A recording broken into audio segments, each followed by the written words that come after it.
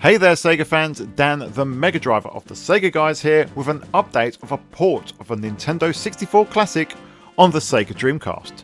Back in August of this year I had the privilege of playing through the latest build of J.M. Martin's Dreamcast port of Star Fox 64, also known in Europe as Lilac Wars. While still far away from being final, it already looked incredibly promising and was pretty much feature complete despite it needing quite a lot of polish. Recently though, J.M. Martin provided the SEGAGuys with access to a new build, and the changes to that are absolutely monumental. So let's take a look at the latest version of Star Fox 64 on the Sega Dreamcast.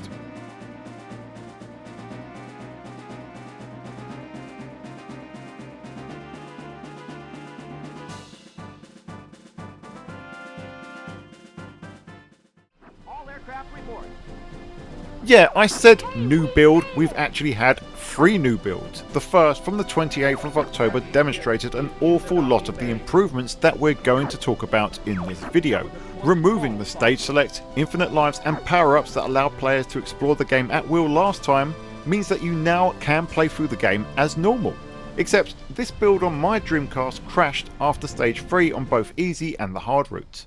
J.M. Martin wasn't going to let this bug sit around for long, so very quickly followed up with another new build on the 3rd of November, just a few days later, promising fixes.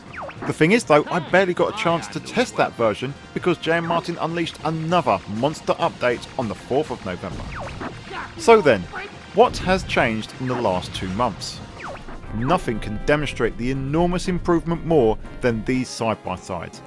Everything from the lighting to the textures to the font and even the HUD have been fine-tuned to near perfection, matching and in most cases improving on the Nintendo 64 original. In the opening sequence, the muddy textures are all pretty much gone and the restored lighting makes it a match for the Nintendo 64 original as the Star Fox crew run towards the camera. When we move into actual gameplay, Corneria shows just how much things have improved, with the darker lighting from the original version a thing of the past and the improved texture work really noticeable in all areas. As you go over the water, the reflections look especially beautiful on the Sega Dreamcast. The frame rate is really much improved too, feeling rock solid throughout, and this is clearly visible on the bosses where, even without player interaction, everything moves faster on the new build in comparison to the original. Other stages have improvements as well. Zonus looks so much better on the November build, and while that stage is meant to look polluted, it is nice to see how much this has now been cleaned up, especially since the reduced pop-in makes all of those searchlights that players must destroy so much easier to spot. It's a similar story in areas like Meteor and Aquas where the visibility is much improved and the background details are now much more noticeable. This is especially true for Aquas, where the opening demonstrates the improved lighting, which is more than a match for the Nintendo 64 original, showcasing the beauty that this game really can exude. Once the level begins, like Zonus, everything just seems so much cleaner and feels like the enhanced version of the N64 port that we know that this version will be. And of course when we get to the final boss, Andros just looks so much better in the latest version with improved textures, lighting and even motion blur, keeping it true to the design of the original. It's clear then that the biggest improvements since we last covered this game are the visuals, and as you can see the game looks absolutely stunning on Dreamcast. It plays extremely well too on the Dreamcast pad, utilising the D-pad for the C buttons, which feels like the perfect compromise.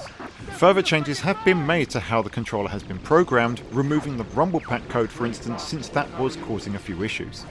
For me personally, you may recall that when I was playing the previous version from August, I did lament that the Dreamcast triggers have too much travel when executing the barrel roll. Now I'm not sure if this is new or not, because it may be just the way that I've been playing, but I found that this time I only had to depress the shoulder buttons a little for a response, which is much better and means that players don't have to hammer the triggers all the way down to execute certain moves. Of course the frame rate is also a huge improvement and the game feels gorgeously smooth 99% of the time. There is some mild slowdown when scenes get very busy, but it's a huge improvement even over the Nintendo 64 original, which would often drop below 30 frames per second. The text in-game now looks nigh on perfect too, with far less artifacting in the latest build, even compared to the build that came the day before. Nintendo 64 text and textures frequently play havoc in ports and emulation, and Star Fox 64 is a little bit more text heavy than most games, so it's an absolute triumph to see so much of it displayed so cleanly. And of course, I was able to play through the game from beginning to end on the hard path. Everything just worked. I had no issues whatsoever in controls or the game's events. Everything displayed and behaved exactly as I expected. The R-Wing handled like an absolute dream. The separate paths were all initiated exactly as I expected and as I remembered. And yes, this is coming from someone who absolutely loves Lilac Wars, or I suppose Star Fox 64 as everyone else outside Europe knows it.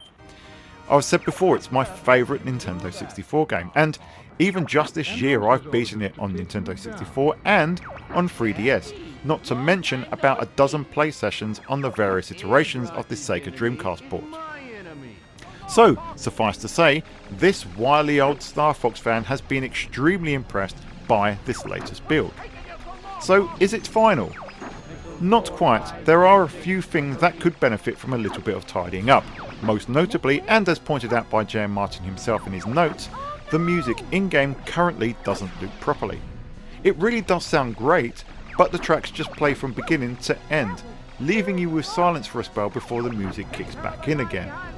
There's also some very mild graphical artifacting that remains on certain 2D elements, like the planets on the game's main map. But these are really so small that you have to play literally inches away from a 32-inch screen to actually notice them. While I was finishing up editing this video, yet more updates were coming from J.M. Martin on improving this release, and honestly, the rate of progress is simply astounding.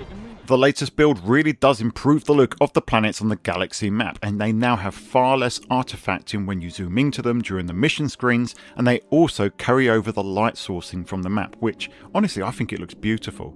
While I think the game now looks perfect, in fact better than perfect because it's such an enhancement of the N64 original, there is work still to be done, and J.M. Martin is going through his code, polishing up all those visual artifacts that only the most keen-eyed would see. That said, the end really does feel like it's in sight. We are very much almost there, an utterly spectacular turnaround in such a short time. For those of you that saw the previous video, you may recall that I was blown away by how feature complete the game was when I looked at it back in August. And then just over 2 months later, the game feels like it's pretty much ready for prime time. Personally, I feel like this may be some of J.M. Martin's most impressive work yet, and the quality of the port, the rapid turnaround, it's simply astonishing. But then again, that's what we come to expect from J.M. Martin, who continues to raise the bar on his exceptional Dreamcast projects. This build has been an absolute pleasure to play with, and I'm really looking forward to seeing the final game, where once again I'll be jumping in my R-Wing and battling Andros once more. Just one final thing before we sign off. As always, remember that these builds are not for sharing, and nor will a version be shared. The final game will likely provide instructions on creating your own build, much like Mario Kart 64 and Doom 64 did on their respective GitHubs. So please, don't ask the developer for a version. We'll all get the chance to enjoy the final build when the time is right. Until then, all wings report in, and I will see you on the Sega side. I can't believe I lost to this scum! Sorry to Jeff, but I'm in a hurry.